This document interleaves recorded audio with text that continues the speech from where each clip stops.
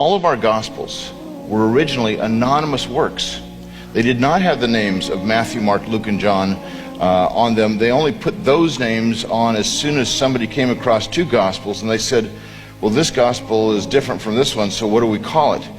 And there was a good sense, a good tradition already that went back to the original authors, I believe, where they said, this is the Gospel according to Matthew, and this is the one according to Mark, etc. Those works were anonymous. We don't have the original manuscripts of the New Testament.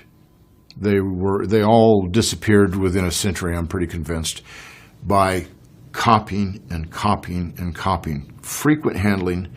The early church was far more concerned to get the gospel out than they were to do exact copying of the New Testament. And that actually is a blessing, because they didn't have those kinds of controls, and consequently you get copies that are not through just one stream, but tons of people all over the place are making these copies. So here's a man who lives in Corinth. He's going to be visiting Rome, and he says, hey, I heard Paul wrote a letter to you guys too. I want to write that out. Do you mind if I copy it when I get there? Sure, that's no problem. This happened, I'm sure, dozens and dozens of times over. And those manuscripts would have lasted as much as 80, 90 years, but would have fallen apart from all these copies being made.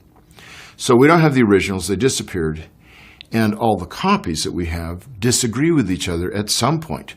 Sometimes it's quite a few disagreements.